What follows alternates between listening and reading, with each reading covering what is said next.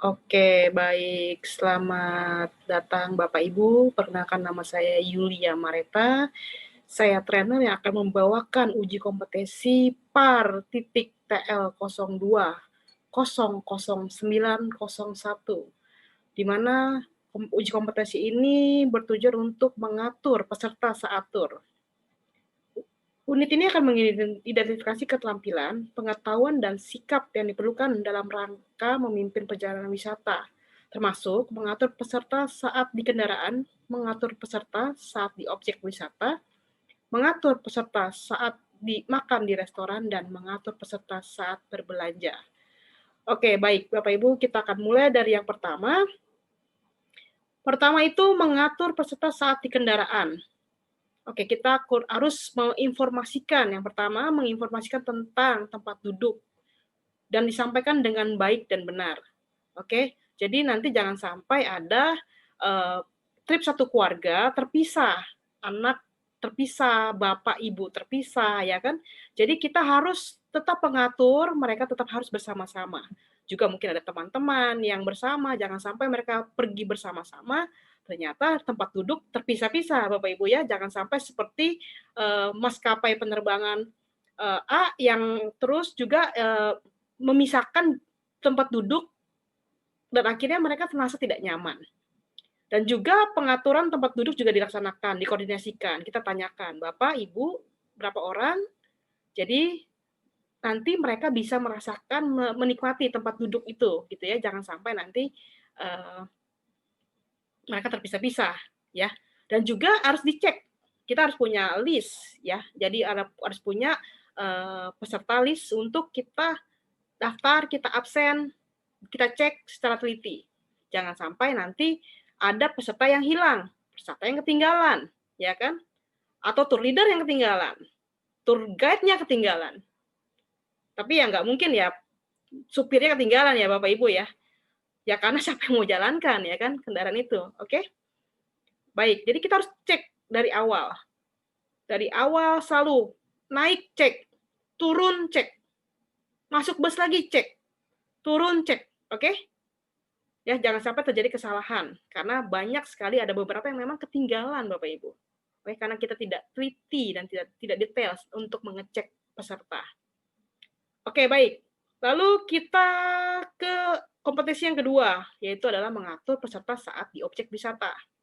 Oke, dan kita yang pertama harus menginformasikan alur kunjungan peserta di objek wisata dengan benar.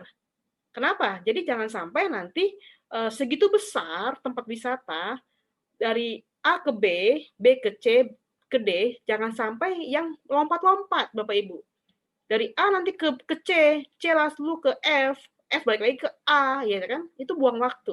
Kita akan menunjukkan di mana tempat-tempat yang sejalur, tempat-tempat foto yang bagus, lalu tempat-tempat yang memang harus kita lebih lama di sana untuk sekedar menikmati pemandangan di sana. Oke, jangan sampai nanti ke sini lama, di sana lama, ya kan? Akhirnya lama semuanya. Oke, kita harus memberitahukan tempat-tempat yang baik, termasuk juga toilet. Ya, toilet itu sangat penting Bapak Ibu. Jangan sampai mereka mencari toilet dan akhirnya ya tahu sendiri lah ya, gitu kan? Jadi kita harus memberitahukan itu juga. Lalu yang kedua kita juga harus memberitahukan tentang tata tertib di tempat wisata tersebut. Ya, pertama, kenapa? Supaya aturan yang di Indonesia, jika di luar negeri belum tentu sama. Ya, Bapak Ibu ya, mungkin menyeberang jalan, kita sembarangan menyeberang jalan, di sana kita harus taat tentang lalu lintas. Oke, tidak membuang sampah sembarangan, tidak meludah sembarangan ya. Jangan sampai kita jalan-jalan ke luar negeri, cari having fun, happy, ketangkap polisi di sana. Kan juga tidak enak gitu. Dan yang pasti tour leader-nya juga pasti akan kesulitan. Ya Bapak Ibu ya. Jadi kita akan memberitahukan tata tertib di sana. Biar mereka juga tertib, aman, terkendali, happy-happy, senang-senang gitu ya Bapak Ibu ya. Dan juga yang ketiga adalah mengatur alokasi waktu yang tepat. Seperti yang tadi saya jelaskan bahwa Jangan sampai tempat yang kita kunjungi molor waktunya sampai mengambil waktu yang lain. Yang seharusnya kita harus mengunjungi tempat wisata yang lain, tapi ternyata kita kelamaan di tempat wisata yang sebelumnya. Nah, itu akan menjadi protes Bapak Ibu. Mungkin ada yang suka dan tidak suka seperti itu ya. Tapi kita tetap harus komit dengan waktu yang sudah kita sepakati di itinerary. Ya, oke. Lanjut lagi di kompetensi nomor 3, Bapak Ibu, yaitu mengatur peserta saat makan di restoran. Ya, kok di restoran mesti diatur juga? Ya, harus diatur juga. Makan juga harus diatur juga. Sama seperti halnya kita saat di kendaraan, ya, di mana mereka trip bersama keluarga, dan jangan sampai keluarga itu terpisah. Ya kan, anak di meja A, ibu di meja B, bapak di meja C.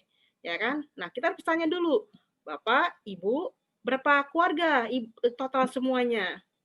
Gitu ya. Jika memang cuma mencukupi bangku tersebut, meja tersebut, ya kita berikan satu tempat supaya mereka juga merasa nyaman. Tapi jika ada yang kurang, mungkin harus diisi dengan 2 keluarga, ya kita juga harus atur itu bangkunya dengan baik, Bapak Ibu.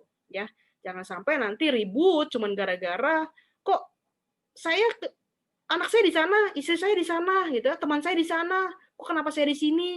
Kenapa? Kenapa? Kenapa? Nah, itu yang jadi pertanyaan. Kita harus prinsipnya adalah zero complaint, Bapak Ibu.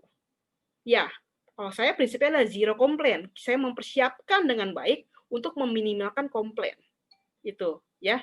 Oke. Dan juga menu itu juga harus diidentifikasi dan informasikan secara baik. Kenapa? Karena menu itu pun juga harus kita terangkan apa yang kita makan, apa yang kita minum saat itu. Ya, jangan sampai ada peserta yang ternyata mempunyai alergi tertentu, alergi makanan tertentu. Ya, jangan sampai nanti setelah makan yang kita sajikan, yang kita siapkan, ternyata mereka memiliki alergi tertentu dan akhirnya jadi tidak nyaman untuk melanjutkan perjalanan berikutnya. Ya, jadi kita juga menginformasikan, lalu juga jenis menunya, berapa menunya, gitu ya, supaya mereka juga paham apakah mereka perlu makan atau mereka tidak perlu makan, gitu ya. Dan juga kalau misalnya mereka tidak cocok dengan makanannya, mereka juga boleh untuk memilih, membeli, meminta makanan itu di luar paket yang sudah kita sediakan, ya. Tapi tentu itu akan menjadi tanggung jawab dari pemesan. Mereka harus membayar secara pribadi. Kenapa? Karena kita sudah disiapkan dari perusahaan untuk menunya sekian, minumnya apa, makannya apa, itu sudah ditentukan. Jadi jika ada tambahan di luar dari menu yang kita sajikan, peserta boleh untuk membeli, memesan, gitu ya. Mungkin mau tambahan minum, tambahan jus, mau minta tambahan yang tidak ada menunya di sana gitu ya. Dipersilakan Bapak Ibu.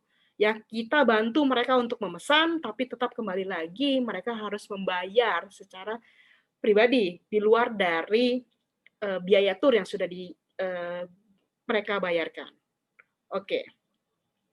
Baik, lalu yang keempat, ya, keempat ini adalah mengatur peserta saat berbelanja. Ya, ini penting sekali Bapak Ibu. Kenapa? Karena bisa terhilang dari sini. Kenapa? Ada mungkin kita ada namanya belanja wajib, ya, belanja wajib di mana Bapak Ibu bisa belanja secara suka berbelanja, atau bahkan ada orang yang juga tidak suka berbelanja. Ada yang suka foto, ada yang suka makan, ada yang suka belanja. Nah, mungkin di sisi ini kita berbelanja, kita memberikan waktu untuk berbelanja. Mungkin ada yang tidak suka berbelanja, mereka kita data Bapak Ibu. Dan kita catat dengan baik siapa yang ingin berbelanja, atau hanya sekedar untuk melihat-lihat, atau mencari toilet, atau mungkin mereka mencari tempat-tempat yang menarik di sekeliling dari tempat wisata itu. Gitu ya. Jadi kita juga harus mencatat. Jangan sampai nanti setelah belanja, kita menjaga yang belanja, yang tidak belanja hilang. Lalu kita menjaga yang tidak belanja, yang belanja pun hilang.